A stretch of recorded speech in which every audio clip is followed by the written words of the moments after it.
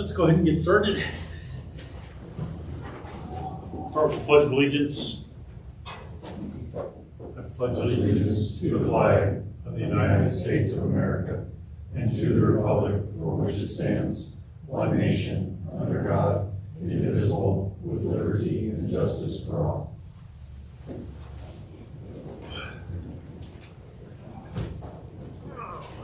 Good morning, everybody. Morning. Morning.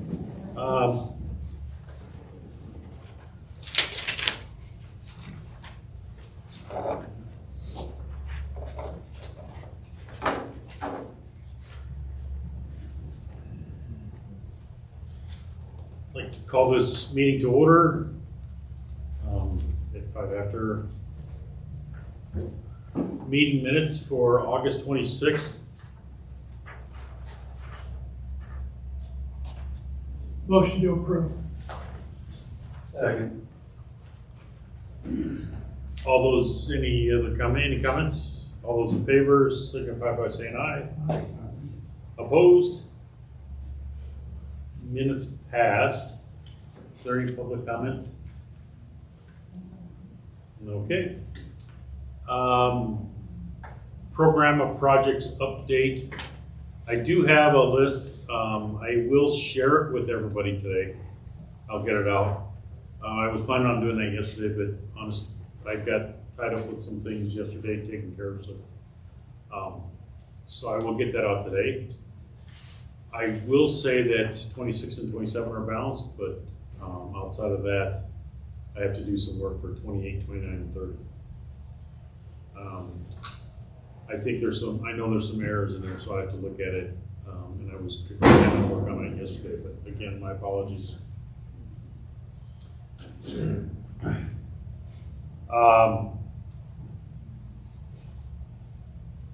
Again, and then kind of flowing into new business, local quarterly meetings. We have 2 today.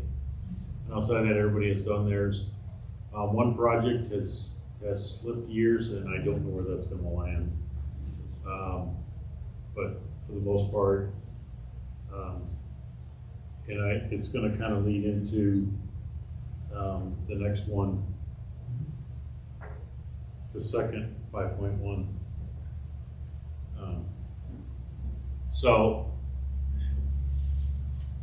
And then moving again to 5.1, it looks like I've got 2 5.1s on there. So issues with getting lettings in quarter 1 and quarter 2. So I'm going to open this up to everybody. And this is just a discussion, but we've been trying to get projects let in quarter 1 and quarter 2 since before 2020. And I'm still having projects that are slipping into March or April, which is really tough because at that point, the only thing I can do if there's an issue with your letting, that means if the project can't be let, the only recourse I have is to transfer those funds to transit. So if David were here, he'd be saying yay, but those are federal highway funds, and I'd much rather use those on our roadway, our infrastructure first. So we try to schedule things, but I'm kind of curious what issues are there that are pushing projects into quarter 4? Anything we can do to get MDOT to speed up the environmental approvals? That's way behind. Okay. Yeah, I know My that's. project, I mean, it's probably, I waited 4 months or better for the section 106 clearance. And then I had to get this environmental approval. So, I mean, that was delayed not by us, not by local. Right. And then I can't go to levy with exceptions. Yeah. Let me go to levy with an exception. Yeah, will not allow, and they never have allowed the local programs the local public agencies, LPAs, go to a letting with an exception.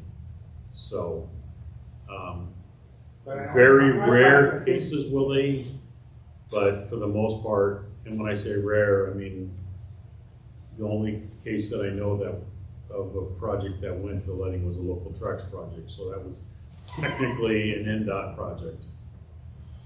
Yeah, but we tied phase two into it too, because we were really hoping to get the same contractor for both phases. So, Right. I mean, and we also knew that at that late date, we were in real danger of the project being scrapped for another, well, no telling how long, if we had to get back in the front of the line or at the end of the line. For Right. phase two. Yeah. So I know NDOT is they now are sending some of the NEPA documents reviews out to consultants, I believe. But for the most part, a lot of that is also coming from Federal Highway.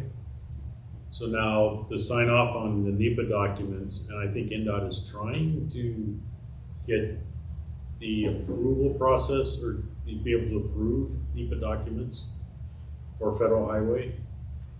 But I think our reviewers are coming from Illinois and Virginia, because NDOT or Federal Highway Indiana Division does not have an environmental reviewer. So that is what it is. So not only that, but you have someone who doesn't know what the form looks like. So they're having to read the whole form and try to, because things aren't where they would recognize it to be. So,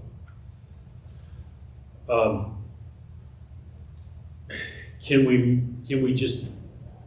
Is it possible to add in more time for that review, or is that something that's after you put together the schedules are coming down and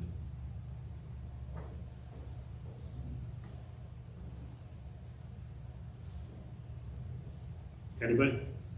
You're talking about making the start date earlier? I'm talking about adding You can't in, extend the end date, right? so you'd have to, You gotta yeah, start earlier. right, So, You want to schedule based on timelines and then, wait, so they take 6 months, that's not, you can't make that up. right. You should never need to start. So can that be started earlier? Can the whole process be started earlier? Or are they not, or is NDOT not doing any, like a stage one review? Or is there a stage one review? there's stage one. So, Stage two, they don't normally do unless it's a Right. process. right, or they have right of way. You can issue, if something's in an out year, and that doesn't want to put it on the review schedule. Okay. How many, now if I'm correct, can the city engineers, the LPA engineers, the ERCs, can you do your own reviews? Environmental right now? No, I'm talking about like stage one and, Up to stage three, the certified LPAs can. okay. But that doesn't help out with the NEPA document. Not at all. And then How- if you're a certified ERC and you do your own reviews and something slips through the cracks, your project is pretty much, you're gonna get a red flag. You really need more than one set of eyes on your plans for that, just for the safety factor. Okay. So, I mean, what if the LPA hired a consultant to do that review so that you deal with that, right? I mean, then you're putting the cost back on the LPA to do that, right? I mean, rather than having NDOT do the review, we have an independent party do the review. And then you have your second set of eyes, right, to look at it. Okay, but if you Well, did, You're talking about stage 1 and 3, right? so if you did stage 1 review on your own and then you sent it for the NEPA review, right? Because you gotta do stage 1 and then before your NEPA.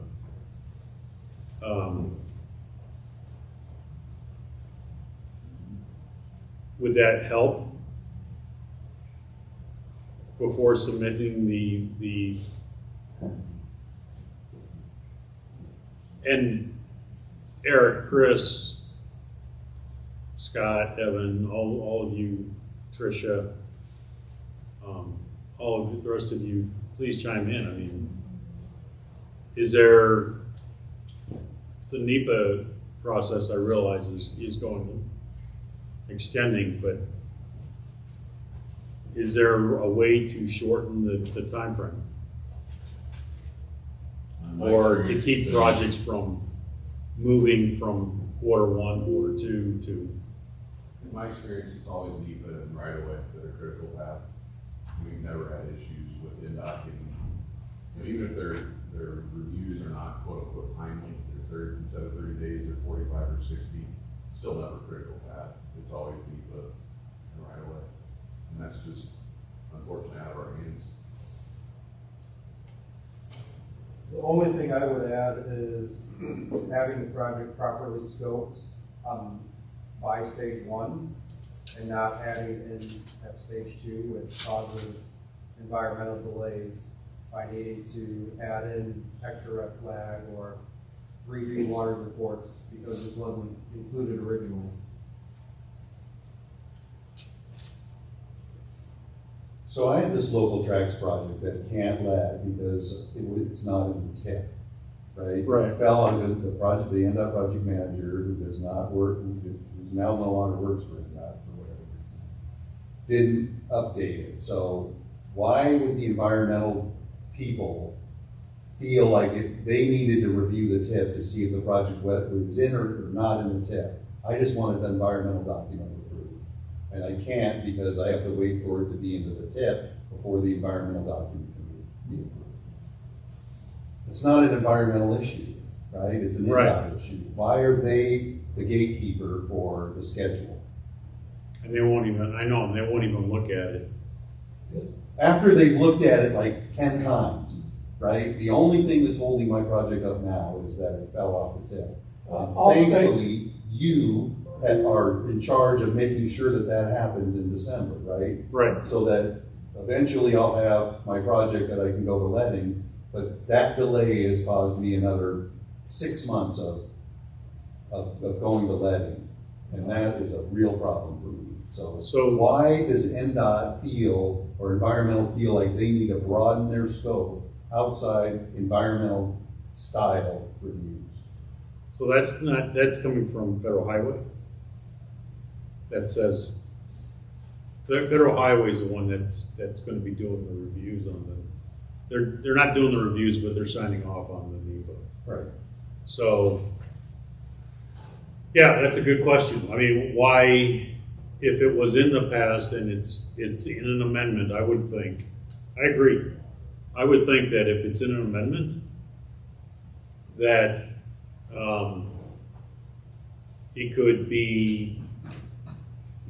it could still progress. One person made a mistake and it's costing me really probably more this is not the first time this project had fallen off the tip either, right? It happened before. And so it's probably close to a year the project is delayed because I'm not in the tip. And interesting is NDOT wanted control over the local tracks because they felt the LPAs weren't doing a good enough job. So, and Somebody made a mistake and I'm, right, my project suffers. Because right. And I don't know if there was any other case, but that was a case of the local tracks, the project manager in charge of that is NDOT central office. All the other project managers for the local projects are here on the board. The folks in the port reviewed, and we got everything corrected. And I talked to his boss, and she said, I'll call Charles, find out what it's gonna take to put it on the tip. I already know what Charles said. I've already talked to Charles. So, Yeah, it's this, reasons to delay is the problem. So, I'll stop. is there a way we can start this process earlier? Or is it not gonna matter? Do the reviews on when the letting dates are? Charles, the environmental document is so critical, and it's almost like they look for reasons to deny it. I mean, they advise us to make changes, we make changes, it goes back through the system again, it gets to that person again, and they say, oh, I don't like this, change it back the way it was. Then it starts over again. I mean, our environmental document took 6.5 years. Actually, it took longer than that. It took 8 years. But it was supposedly this far from being approved for 6.5 years. And until the rest of the critical path got defined, and the TROC project got separated out of phase 2, and became phase 1, that the urgency to get that document approved, but it wasn't NDOT, it was DNR, it was Fish and Wildlife, it was every agency that had to put their hands on that. And it's what it was. Okay. Like I said, it's just like, I'm trying to figure out ways to accelerate this and keep these projects in sometime between July to December. And I've looked at the lettings or the estimates projecting out, and quite honestly, there isn't a difference in the favorability on pricing. It used to be that, prices are favorable in March or February, but there is no difference in favorability. March has always been the heaviest month for the lettings. So, and I think that kind of hinders because there's so many hours in a day, and there's so many hours that an estimator can be putting towards bidding on projects. And so you may put someone a contractor may be putting someone who, a new EIT or a new engineer on putting together an estimate, and on an estimate that they really don't care if they get the job or not. It'd be nice, but they don't really care. There's some of them that they want and they go for aggressively, but then there's other ones that they may not want, or it may not matter to them, I should say, whether or not they get, so they put someone on there. And of course, and that same would be for April too, because they've already got their schedule built out for the year. What we heard in past meetings was that we're now required to submit, not in March, we have to go earlier. And I've told my consultants, we're just gonna start doing December lettings, right? Because Right. if it does slip, hopefully it's just a month or 2. But Right. if we can't even make a March letting, or the risk of the project falls back to the LPA, right? Yeah. As it would in an April letting, then, you've sort of taken that away, right? Now all the busy March days, or, big heavy months are now gonna move to February or January or December, because you're making this cut off earlier, and we're gonna, I guess, take as much time as we need to get the project Right. done and as good as we can get it to the lead. Yeah. I know, and there's a lot of projects that even then, even on a October letting, it comes down to at the quarterly meetings for catching, well, we need to move this to January or February because of NEPA, because of right-of-way, because there's a condemnation they weren't expecting or so. Just keep in mind that 20%, I think, is the average for condemnations for projects. So if you got five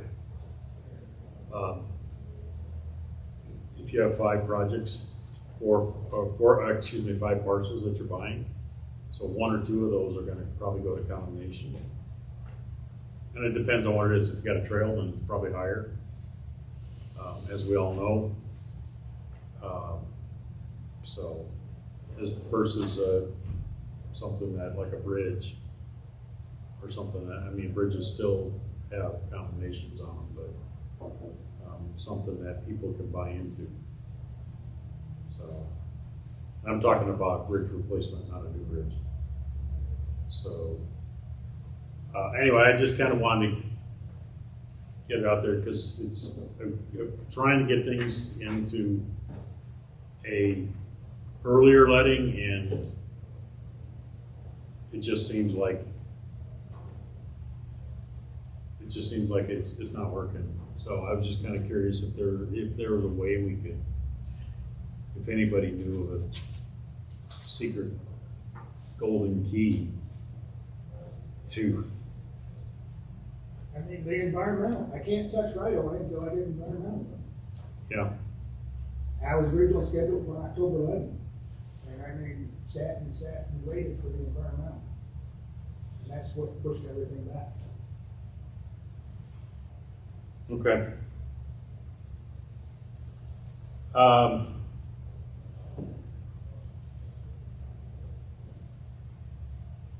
Electric vehicles ordering. We had a meeting a couple weeks ago with everybody who's getting electric vehicles. I just want to reiterate that several of us are getting electric vehicles. And I think we're ordering 32 electric vehicles, so that if most of them are going to your Board of Works, some capacity of your Board of Works. So make sure you are the ERCs, you're the ones that are going to be needing to put the FEMA's request and everything. So I think your Board of Works have talked to you, or you guys are aware now of which communities are getting electric vehicles. We are ordering 32 or 34 of them. So not every, if they're the Ford Lightnings, and that's the more popular one because I think the price point. I think there are some Chevys that are in there too, as far as SUVs. I know there's not 30 some odd electric vehicles in that price range in Northwest Indiana, so you probably need to be having built. And as we mentioned at the last quarterly meeting with Senate Bill 5, I think it was, where they have 90 days. After 90 days, they can close a PO. So make sure that those vehicles are getting ordered and soon, because right now I can get those FEMA's requests out sometime around the 1st of February. And that way, we want to keep that time frame between the FEMA's and when the vehicles are delivered as short as possible. Now, if you can't get the vehicle till October of 26, then we'll issue it in April and just put a note on there. That should be good. But what we don't want to do is put out a FEMA's request sign up FEMA's request, get your PO today, and then wait till October because those funds may have been pulled back. And if those funds get pulled back, that means we've lost those funds. And the only way that we could pay for that vehicle would be to give you another set of funds, which means we're paying double for that vehicle, NERC series. So just something to keep in mind.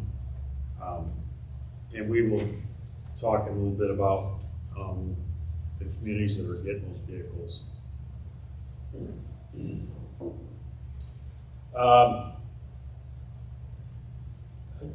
Moving on to 5.3, there's going to be a new question on the NOFA coming up. I just want to let everybody know. And the question is going to pertain to participation at the commission. So if you have a commissioner, there will be added points for them. I know, and everybody has a commissioner. There will be added points for them coming to the commission.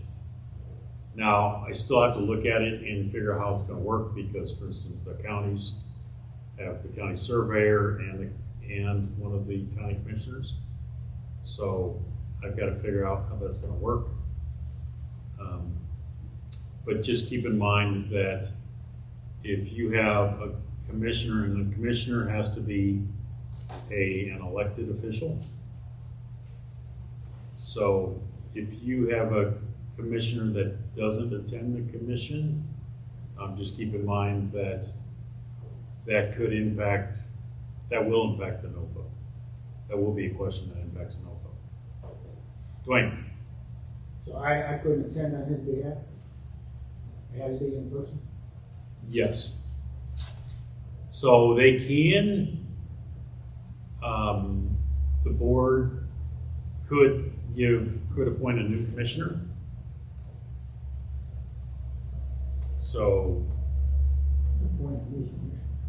well, if we have 3 commissioners, for instance, and if one can't make it or isn't coming on a regular basis, then they can slide that over to a new commissioner. And with the LPA, with the cities and towns, again, it has to be someone that's elected. So someone from your town board, or the mayor, or treasurer, or somebody that's elected. What's that? A council member, and a new certificate of appointment form has to be submitted and signed by the mayor or the town council. Right. Is there written guidance or policy on this? For this new decision to have on the NOVA that this is going to take place? Actually, there isn't, and how we come up with the questions is. So we're to deliver this message by word of mouth? Yes. Okay. We are delivering this message by word of mouth. How many meetings do they have to attend? Can they attend one? Well, it would preferably would be all of the commission meetings. I've got to look at it, and again, we haven't written the question yet. That'd be point based, right? Like let's say It'll be points based, yes. number 3 gets so many points, number 6. Right. Right. So, and we don't, and it'll be points based. So, it's probably going to be something that'll move the needle, but not a whole lot. So it could be, again, it'd be one of those questions that'll be, could make a good project great, or a great project good. So, and that'll be starting in January. Is this based on core attendance at commission meetings? Our leadership wants to see better attendance. Yeah. I wouldn't say poor attendance, but better attendance at the commission meetings. So. You think they don't schedule full commission meetings anymore unless there's statutory business that has to be done. So it's important that they get a quorum to be able to do that business. There's only, what, 4 a year? Yes. 3 or 4 a year now. 1 quarter. So, Right. I mean, basically, it's saving those two ladies over there from having to call everyone, and hey, can you make it to the commission It's meeting? her. Are you It's her. gonna be here? But, Yeah. You don't want me to call, I'll grab her and drag them here. So, and again, we've got to look at that question, how it's going to be phrased, because if you are on the executive board, then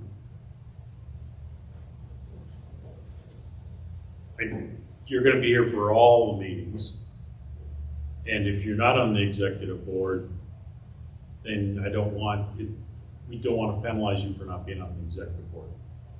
Because it's not a numbers on the executive board, it's set how the executive board is defined, so it's not like everybody can be on it. So we do take attendance at all of the meetings, so I think, and again, that's a question that we need to write, but we'll make it fair. Okay. But I'm just letting everybody know that that question is going to be on there. And so that attendance is going to be starting in January. So, again, getting the word out there by word of mouth, as well as, yeah.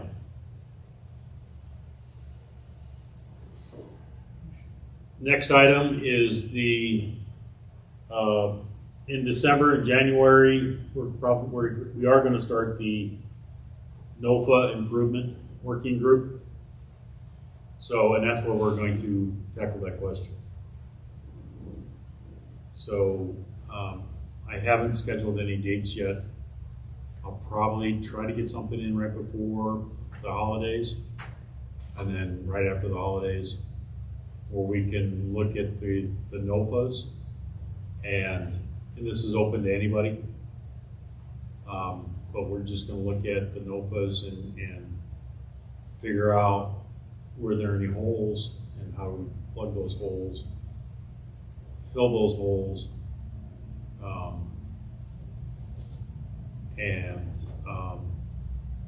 or how we can make our NOFA stronger. So, again, I'm probably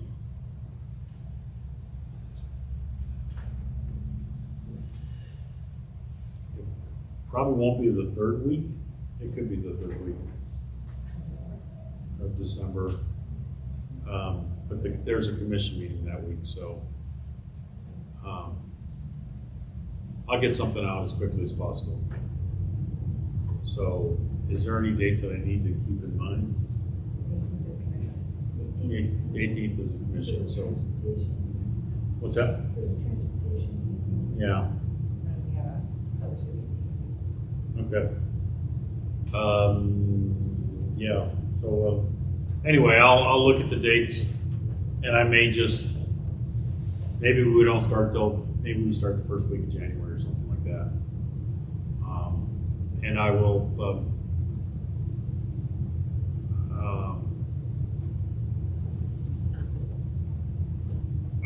get out, actually, you know what, I'll send out a meeting invite to everybody, and then everybody who accepts, I'll probably send them a copy of the NOFA or a couple copies of the previous NOFA, and then just kind of jog your memories. So, Chris. I don't recall, John, what fiscal years will the upcoming NOFA? 31 and 32. 31. Yeah. We thought we'd be working on roads in 31 and 32. We thought we'd be doing flying cars by now. So, But you better start the environmental before you submit. I didn't want to say anything. Yeah. Yeah, start the environmental. And hope there's, and if we're flying cars, then there's no right of way because it's all airspace. They'll find a reason.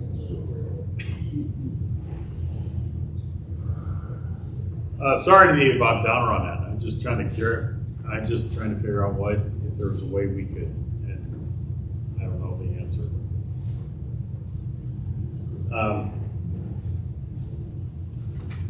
Anything else that anybody wants to discuss?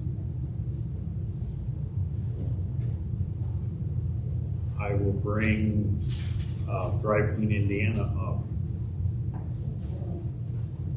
Hey guys, so I'm here on behalf of Ryan Listick. All I have is his notes, and I'm just going to talk about the project really quick. So please don't ask me any questions, though. If you have questions, please email Ryan.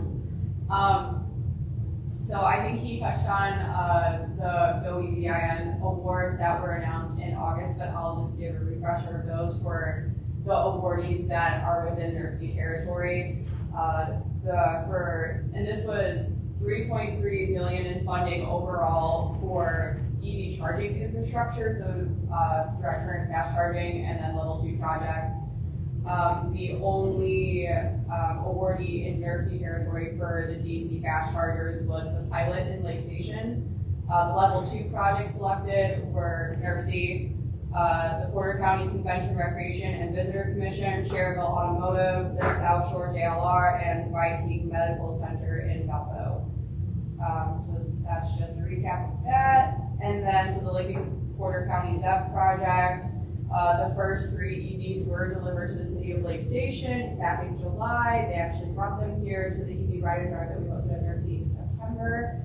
And I know that they're really happy with them so far, so that is exciting for us. The interlocal agreement is still in development for level 2 charging station projects. And the individual LPA contracts to municipalities included in the TIP will be voted on in December, at the NERC meeting in December. The list of municipalities that he has for the 2025 December meeting are Cedar Lake, Crown Point, Dyer, East Chicago, Gary, Highland, Hobart, Munster, New Chicago, Portage, Porter, Valpo, and Whiting. And I did just do a tally of what he has here, Charles, and it looks like it's 36 vehicles total. I don't know how updated this is, so, but my count here is 36. That's all I've got. Thank you. Okay. Yeah, so if you're on that list, I mean, and you're not aware of any EVs, talk with your Board of Works. So they should have already started that ball rolling, but again, you as the ERC are going to have to submit the FEMA's work, paperwork, and so on. So if you have any questions, give me a call. I think we've been we've been pounding that pretty hard in the last month. So I think everybody who's getting in an electric vehicle or a zero emission vehicle is aware of that. Is there anything else to discuss? Anybody wants anything on the table? Okay, then we will adjourn the meeting. All those in favor? Opposed? Thank you.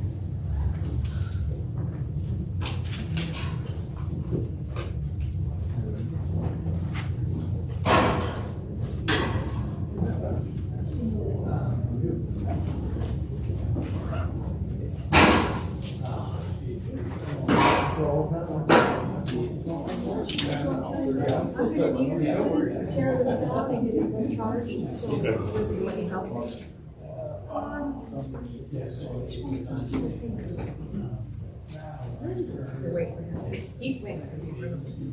Right, and so we have a half hour. I'm going to try to get it earlier. So I don't know. We didn't know how long this was going to go, so. Yeah, start up.